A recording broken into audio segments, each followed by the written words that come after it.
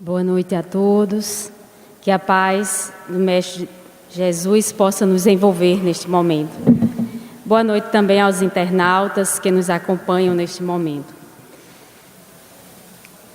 O tema da noite de hoje é por demais instigante e desafiador. A própria palavra julgar, polissemicamente, já traz em seu bojo, em seu radical, várias interpretações. E o próprio título pode suscitar também várias interpretações, porque podemos interpretar no sentido negativo a palavra julgar, e aqui vocês viriam para aprender a arte de falar mal dos outros, ou seja, a arte de julgar. Pode ser interpretada assim, não é? Porque a conotação da palavra julgar, nos dias atuais, tem essa carga semântica negativa. O julgar, por isso que muitas vezes, não julgue fulano, não é? Então, semanticamente isolada, a palavra julgar já traz essa carga semântica negativa. Mas, desde já, nós queremos esclarecer que não vamos apenas abordar a questão negativa do julgar. E, por isso, ser uma arte, verdadeira uma arte, quando nos colocamos para julgar o outro. E quem seria esse outro? Quando julgar e como julgar. E se é que podemos julgar, no sentido, não é, que somos chamados a julgar comumente.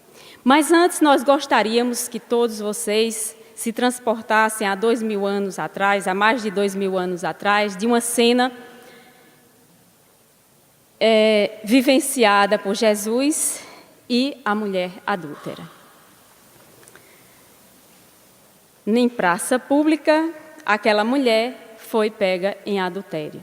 Todos nós já conhecemos essa passagem e nós gostaríamos de tentar aqui rememorá-la para que possamos, a partir dela, comentar alguns aspectos do julgar o outro. E se fôssemos fazer uma comparação com os dias atuais, aquela mulher que foi pega em adultério, na época foi colocada em praça pública, não é? E imaginemos a correria, todos querendo apedrejá-la, porque ela foi pega em adultério. E quem faria isso? Os fariseus, obviamente. Os fariseus, que claro, eles sentem gozo, não é, supremo em evidenciar em praça pública o erro de outrem e catalogar, claro, as próprias virtudes. Porque quando eu coloco em erro, né, coloco em público o erro alheio, eu quero, obviamente, me isentar ou enaltecer as minhas próprias virtudes. E os fariseus tinham esse perfil, que é colocado por Humberto Roden como sendo aqueles sepulcros por Jesus também, e ele volta a colocar a metáfora colocada por Jesus de sepulcros caiados, ou seja, impiedosos, censores, não é? Maldosos, caçadores, aqueles que são pérfidos em enaltecer o erro alheio. E são os hipócritas profissionais, porque uma vez pega em praça pública, aquela mulher é colocada em praça pública, e eles, obviamente, os fariseus, queriam colocar Jesus em saia justa, porque ele, então, vai até Jesus, leva a mulher, Jesus está calmamente, né, lá escrevendo na areia, e eles chegam, mestre, essa mulher foi pega em adultério. E o que é que manda a lei de Moisés? Apedrejá-la. Não seria isso? Eles, claro, queriam colocar Jesus em saia justa, porque se ele dissesse que absolvesse a mulher, né, ele ia de encontro à lei mosaica. E se ele não a absolvesse, ele iria, então, de encontro à sua própria lei de amor.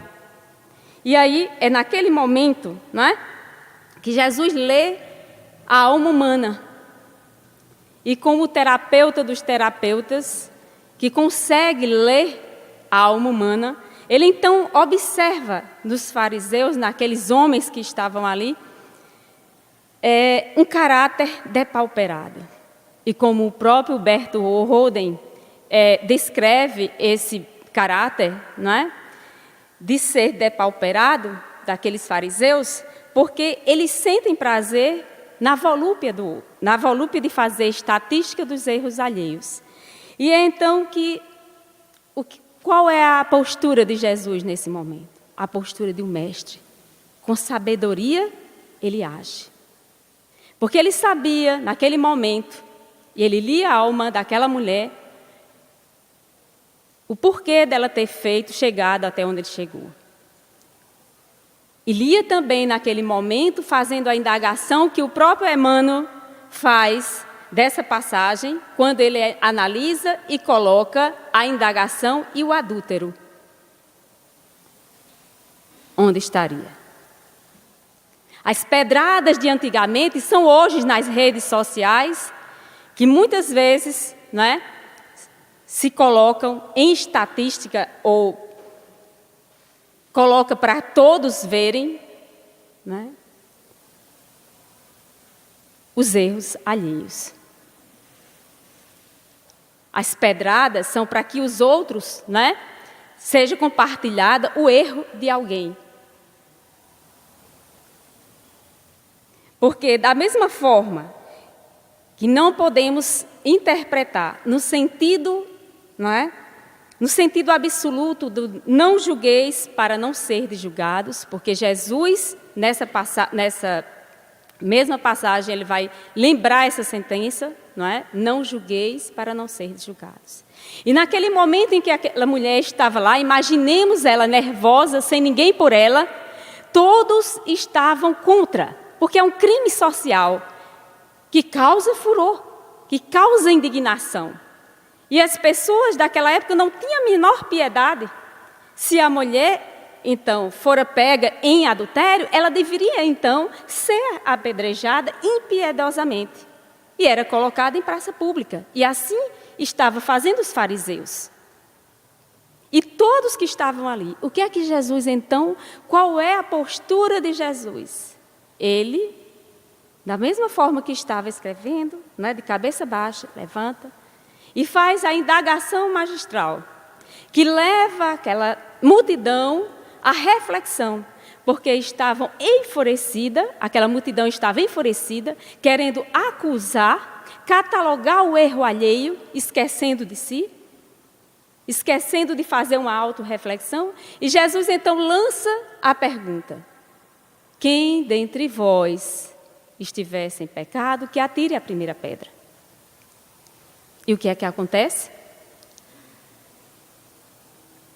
Não foi simplesmente essa questão, mas o magnetismo de Jesus, a autoridade moral com que ele faz essa indagação, para que todos, naquele momento, desde os mais velhos aos mais moços, saiam dali devagarinho, como quem diz: eu ainda sou, né, tenho tal problema, eu não tenho autoridade moral para julgá-la.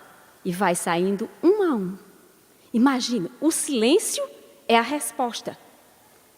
O silêncio é a resposta para a indagação de Jesus, porque ninguém responde. Porque intimamente fizeram esta indagação e chegaram à conclusão que não tinham autoridade moral para julgar aquela mulher. E imaginemos a cena do que a gente concebe ou se concebia na época como a pecadora, o justo, o homem íntegro, moral, que poderia fazer, não é, julgá-la.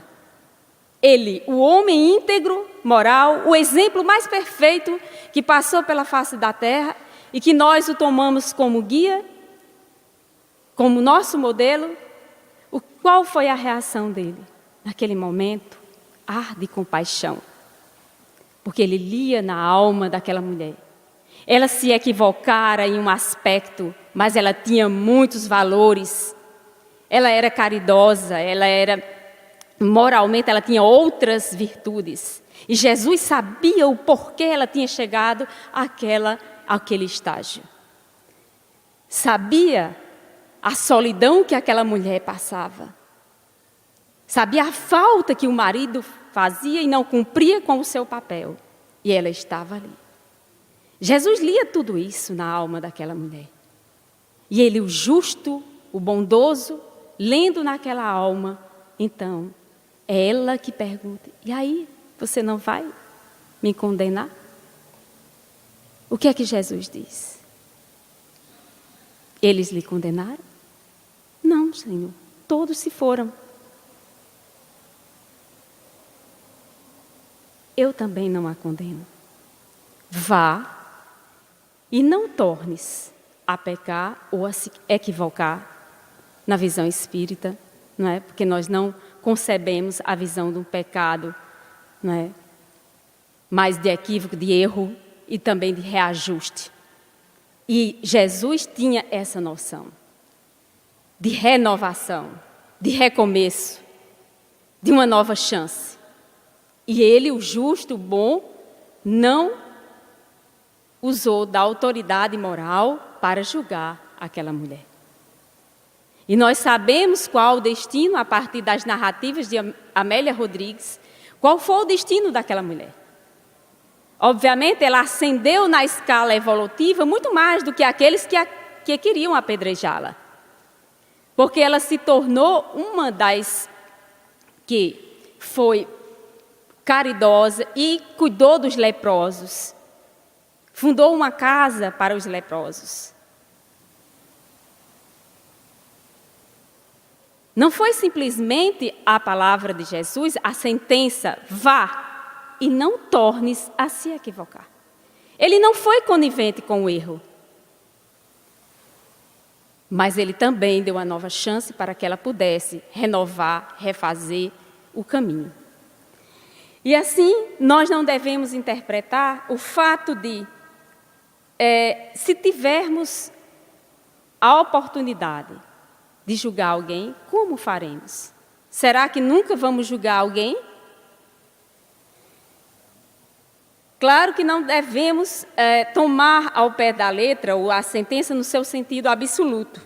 Claro que também devemos nos perguntar se temos autoridade moral para julgar alguém. E ele deu o exemplo pelo combate do mal. Ele foi enérgico com os fariseus. Ele não foi conivente com o erro dos fariseus. Raça de víboras, até quando vos suportarei? E ser indulgente para com os erros alheios é o nosso fanal. E como ser indulgente e, ao mesmo tempo, não nos deixarmos levar pela maldade humana. Temos que ter um entendimento de flexibilização para com as fragilidades humanas, para sermos também flexíveis conosco, com os nossos erros. Porque, geralmente, aquelas pessoas que são muito inflexíveis consigo mesmas, elas são também flexíveis para com os erros alheios. E sentem, muitas vezes, essa vontade de catalogar os erros, porque a sombra que existe em si é projetada no outro. Então, a postura do espírita, qual é a postura do espírita diante daquele que cai? É afundar cada vez mais na lama? É criticar? É catalogar esses defeitos? É alijá-lo do processo de renovação? Qual seria a postura de um espírita? Se nós estamos estudando ou sabemos da indulgência, da compaixão, nesse cenário em que nós estamos vivenciando político, somos chamados a julgar. Quer queira, quer não, o sujeito. Existe um filósofo estudioso da linguagem chamado Mikhail Bakhtin, russo, em que ele vai colocar que a linguagem é essencialmente subjetiva. E ao nos pronunciar, ao nos colocar, já estamos, não é, sendo subjetivos, quer queira, quer não. Ao nos posicionarmos. A partir do lugar que nós ocupamos, então, ao julgar, ao nos posicionar, nós não somos neutros, defendemos um ponto de vista. E aí, nesse cenário em que nós estamos vivenciando, e somos chamados a todo momento a julgar, a nos colocar, a nos posicionar. E como nos posicionar diante, né, de tantos fatos que estamos vivenciando hoje, em que há um conflito muito grande em termos do que efetivamente seja o certo e o errado, ou seja honestidade, seja corrupção. Estamos vivenciando um momento em que precisamos nos posicionar, sim. Mas como nós estamos nos posicionando? A partir de que lugar? De um partido político? Ou de essencialmente daquilo que nós julgamos como sendo cidadãos que fazemos parte de uma sociedade em que defendemos nossos direitos? E para isso, não seguirmos às cegas, fazendo leituras equivocadas de alguns da mídia, que muitas vezes manipulam informações. Antes de ser partido político, somos essencialmente cidadãos. E como cidadãos, nós temos que nos posicionar. E, obviamente, nessa posição em que nós estabelecemos, precisamos cautela para não curtir determinada notícia, reportagem, repassar fatos que não condizem com a realidade. Porque como é que nós interpretamos um fato a partir da comparação de vários outros e da essência? E como chegar a essa essência? Nós temos como chegar a isso? É preciso cautela. E ler esses fatos de um modo que não venhamos a ser cúmplices do erro daquele, muitas vezes, que quer denegrir imagens as mais diversas. Precisamos ter cautela. O próprio Bauman, sociólogo, vai nos dizer que as redes sociais são uma armadilha. E nós podemos estar sendo manipulados por uma ideia dessa modernidade ligeira, modernidade líquida, em que não lemos os fatos efetivamente e nos posicionamos a partir daquilo que nós achamos que é o certo. Então, é preciso, ter este cuidado. Nesse sentido, estamos colocando, por quê? Porque a postura do espírita, o espírita é chamado a se posicionar. E, diante daquele que cai, qual seria a nossa postura? De ajuda em vez de criticar. Obviamente que, sendo misericordiosos, observando o erro, para que percebamos o argueiro que está no olho do outro, é preciso enxergarmos a trave que está no nosso. E isto não quer dizer que não devamos nos posicionar. No Livro dos Espíritos, na questão 903, está lá, Allan Kardec já pergunta: incorrerá em culpa o homem por estudar os defeitos alheios? E os Espíritos respondem: incorrerá em grande culpa se o fizer para os criticar e divulgar, porque será faltar com a caridade. Veja bem, se for simplesmente criticar por criticar, seja lá quem for, o nosso irmão da casa espírita, criticar o professor, criticar o político, criticar, seja lá quem for. Se for criticar por criticar, para divulgar a maldade alheia, não devamos fazer. Mas se for com o intuito, de ajudar, de mudar o cenário para melhor, aí sim. E como é que nós vamos nos posicionar? Na hora do nosso voto, por exemplo, em relação aos políticos. Sabendo efetivamente quem é tal político, para saber escolher na urna. Eu posso efetivamente fazer a diferença ali. Não posso?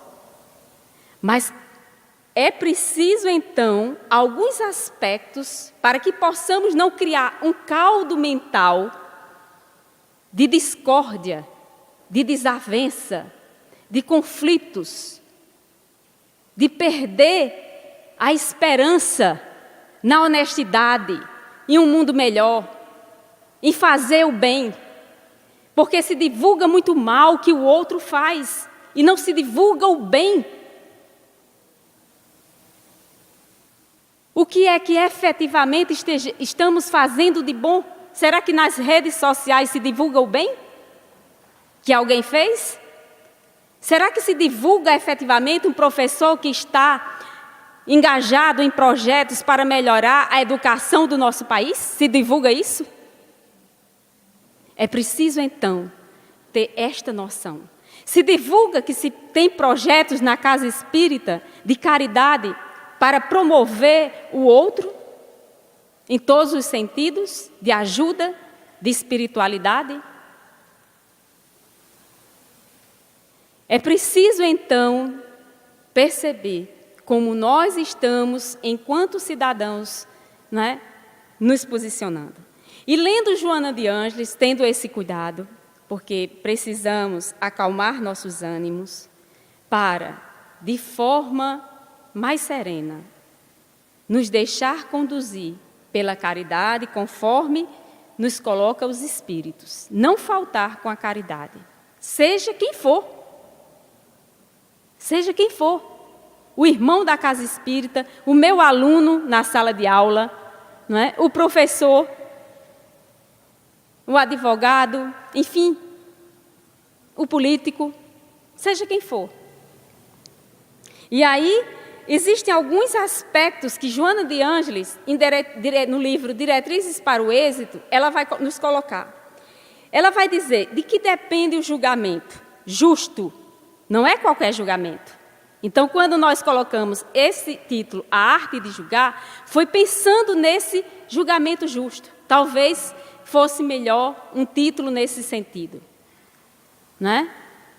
A arte de julgar justamente, não é? De forma justa.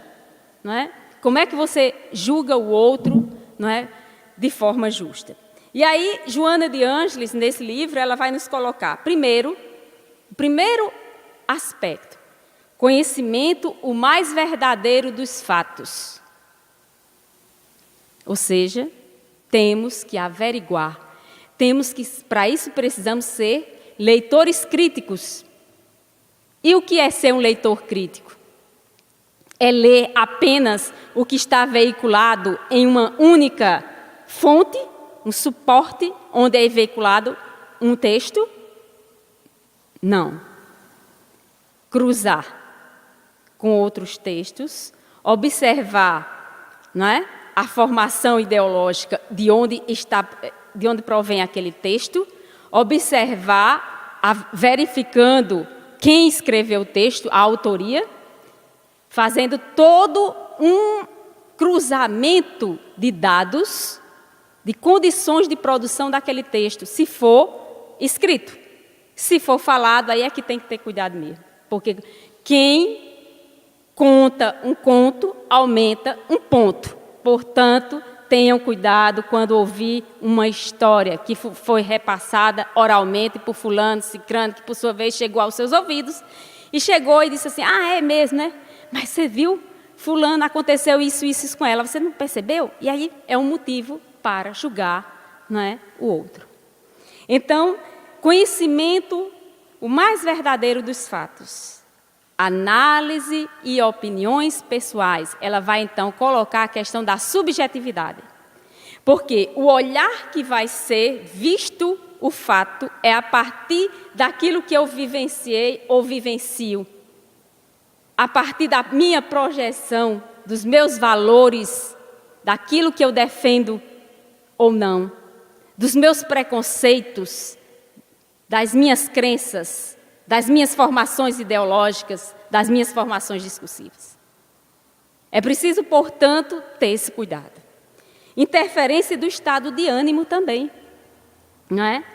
Se eu sou mais pessimista, otimista, simpático, antipático a alguém, vai mudar a análise, o julgamento em relação aos fatos.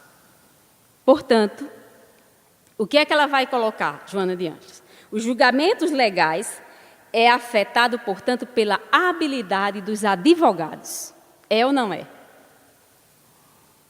Grandes mentiras podem se transformar em grandes verdades, pela habilidade, né, de convencer o outro a partir de argumentos que venham, né, a colocar, denegrindo ou não a imagem, dependendo de quem o faça. Então, nos julgamentos pessoais quanto à conduta alheia, sejamos cautelosos, porque podemos, se formos muito pessimistas, né, podemos então elevar, assegurar a gravidade da situação. Mas você viu fulano aí?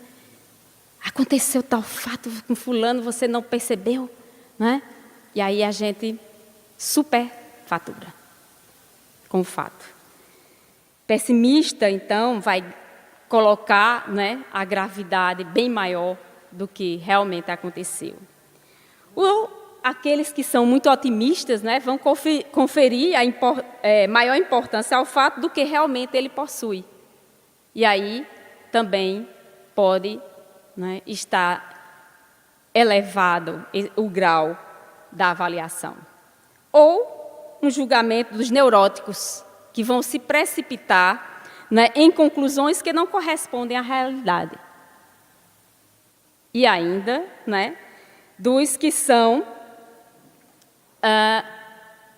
nossos parentes, pessoas que nós amamos. Tendemos a defender mais aqueles que amamos, né? Então, assume-se uma postura, muitas vezes, de defesa. Isso é perceptível muito em famílias, quando existem, né, espíritos mais afins. E a gente percebe quem fica do lado de quem. Geralmente, não é? É aquele que foi, em encarnações passadas, já conviveram e estão ali novamente, existe uma afinidade maior, e é aquele que vem em defesa, muitas vezes, né, ou do pai, ou da mãe, ou do irmão. Isso também é afetação emocional. Portanto, o julgamento em relação a uma pessoa deve passar pelo crivo da justiça. E o que é ser justo e bom e misericordioso? Tendo cuidado de perceber em nós mesmos esses fatores e procurando, não é, uma postura menos afetada, menos preconceituosa e mais caridosa e mais, não é, indulgente. Portanto, os julgamentos, muitas vezes, por conveniências, e nós nos lembramos do julgamento do próprio Pôncio Pilatos, que, ao julgar Jesus, ele sabia que ali era um justo. E sua esposa havia sonhado, né, e já havia advertido para ele que Jesus era inocente. Mas o que é que ele faz?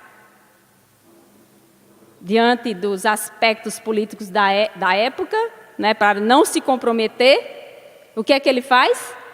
Lava as mãos. A omissão deixa acontecer.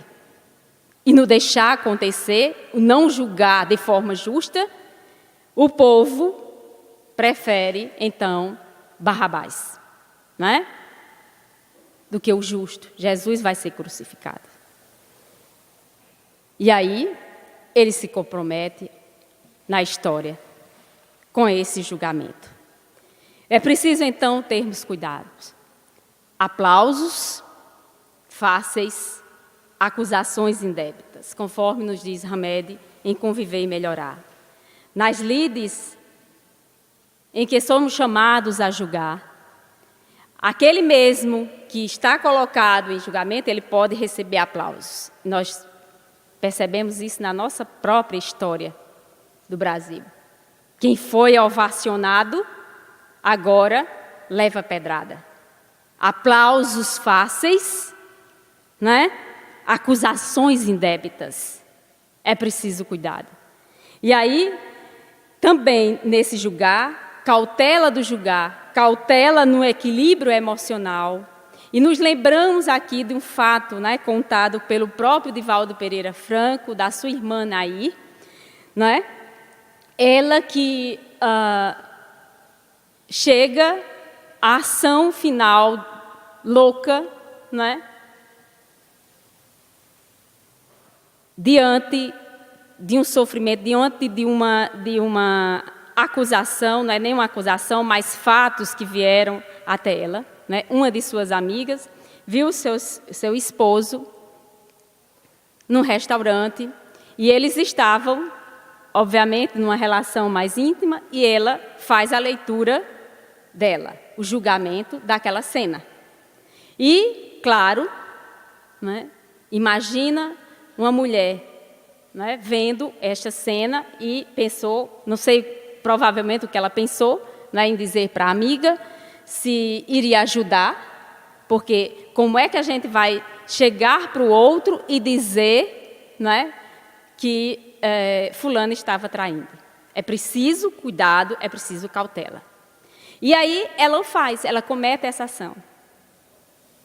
E talvez por inocência, não sei, não pensou nas consequências, mas Nair, a irmã de Divaldo, comete o suicídio a partir dessa informação.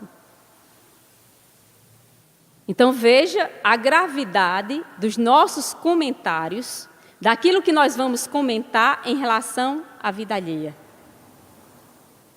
Principalmente se não temos, não é, reconhecimento ou conhecimento dos fatos reais. É preciso discrição, é preciso cuidado, não é, ao nos posicionar. Ou se não, façamos como a atriz Glória Pires. Não sei, não assisti, não posso opinar. Não é? Foi isso que nas redes sociais, inclusive, aproveitou-se para, né, colocar em destaque a atriz, não é, porque foi, não é, colocada para julgar o Oscar, não é, comentar o filme, determinados filmes, e ela simplesmente diz, né, eu curti, às vezes bacana, e ela chega e diz, eu não sou capaz de opinar, porque não assisti. E foi objeto de críticas, de julgamentos, os mais diversos nas redes sociais, porque ela não se posicionou. Claro, não é?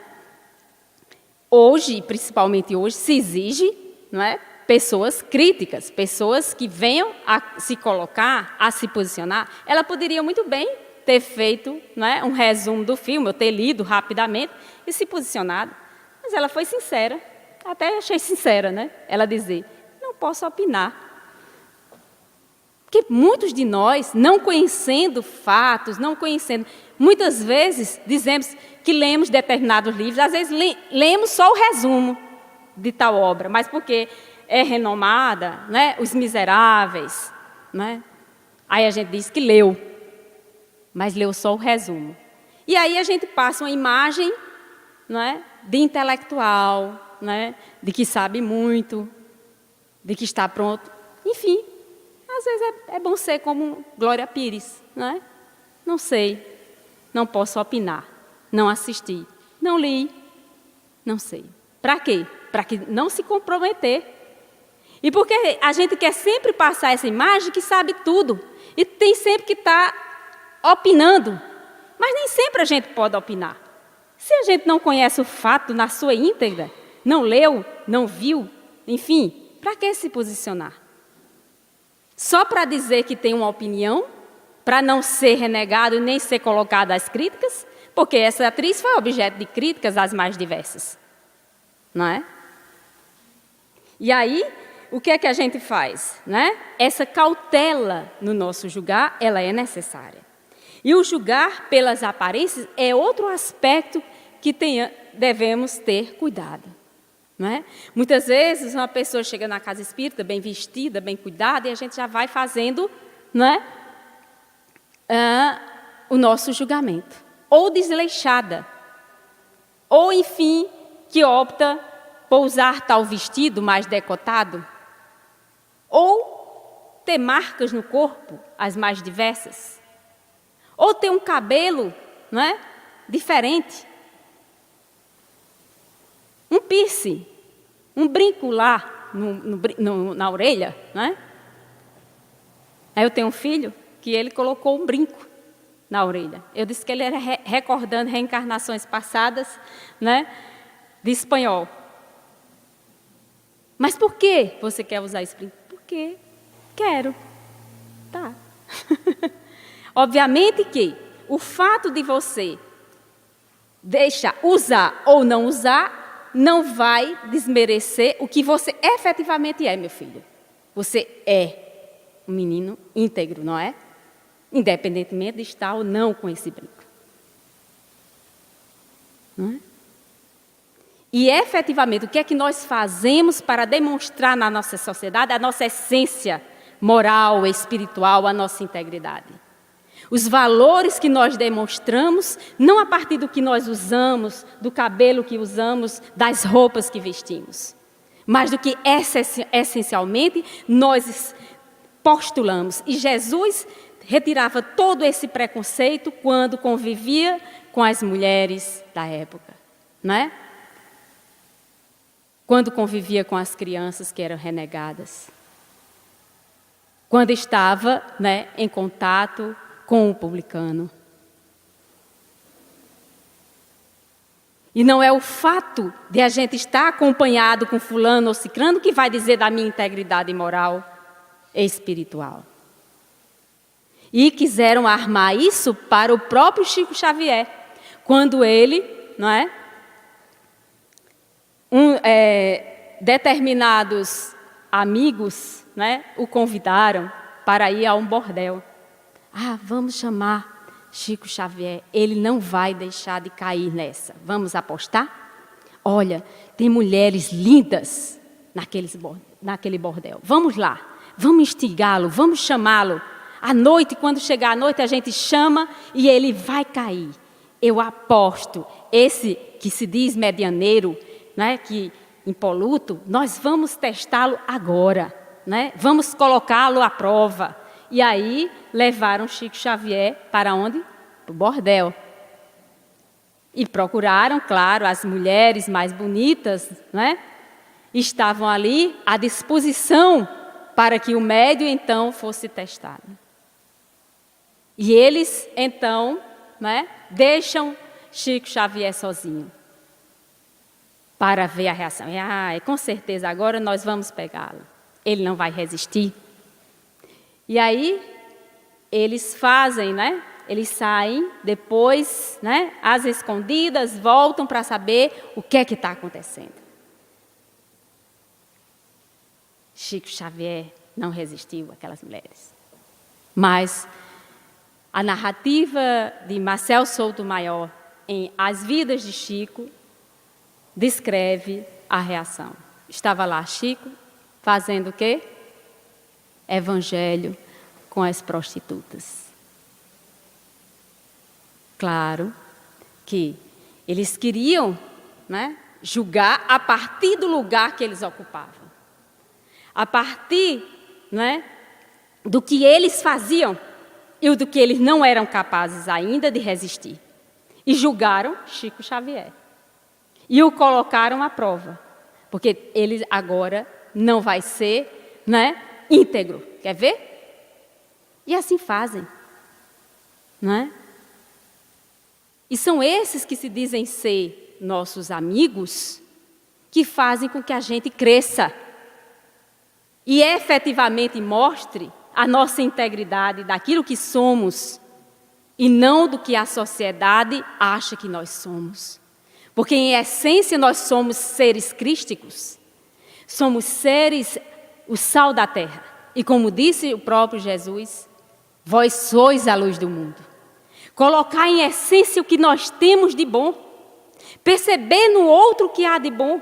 E quando eu percebo isso em mim, eu então percebo no outro o que o outro tem de bom.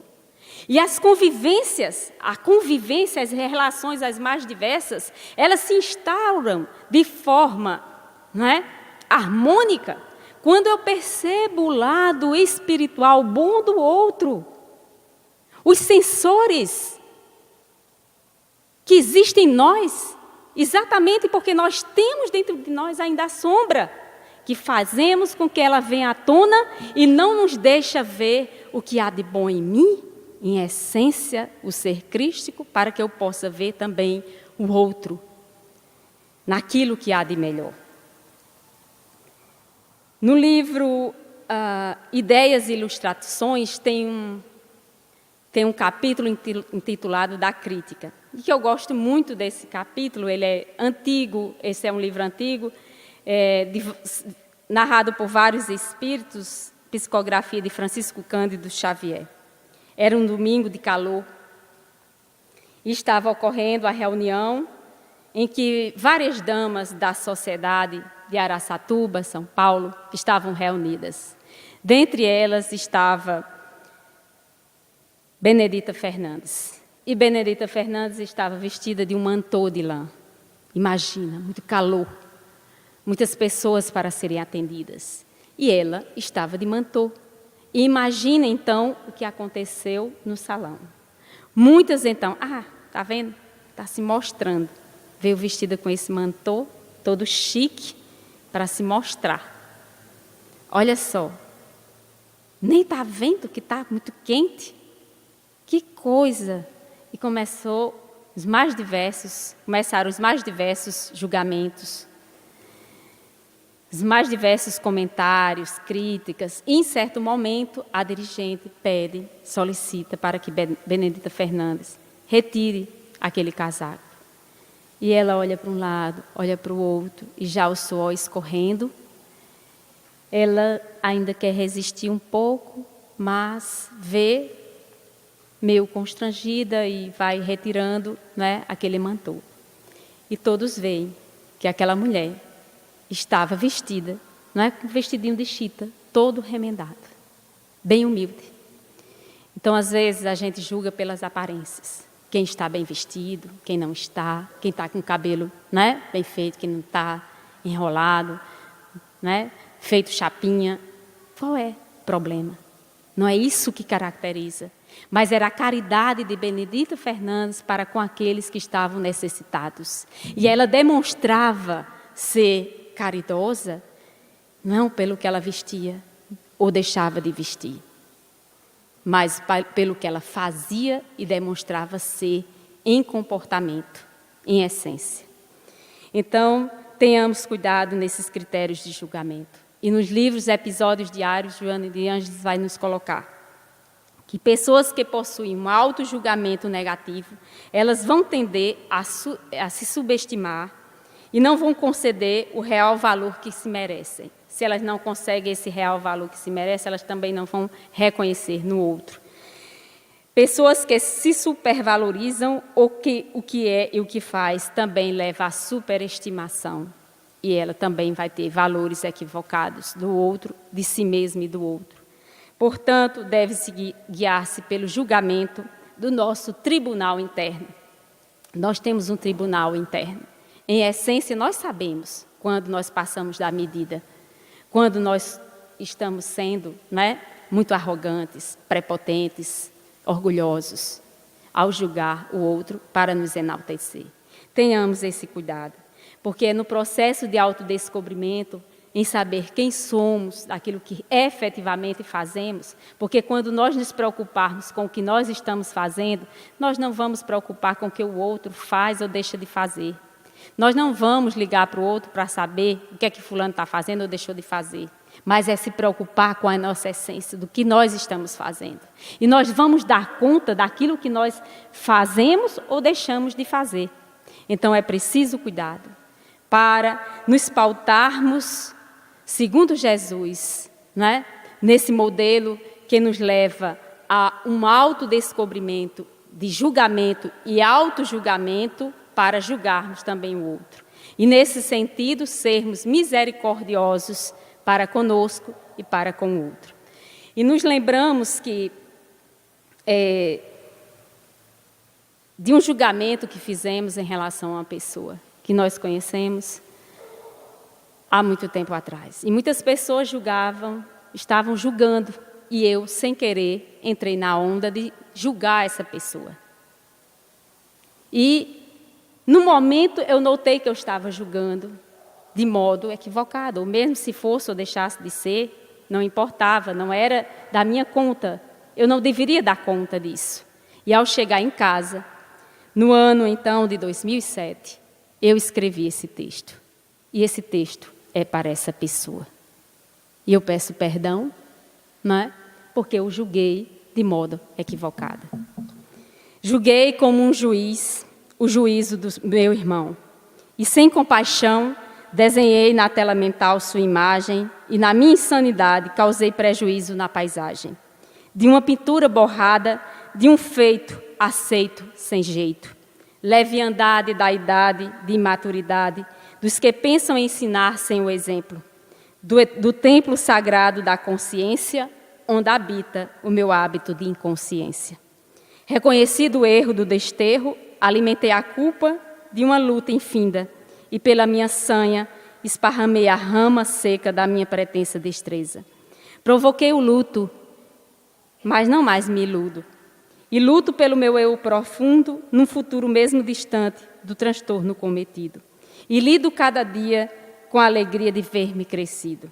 Olhar através do espelho da minha alma é um exercício constante que mostra o meu inconstante. E por um instante penetro no meu ego e revelo o que pareço não ser.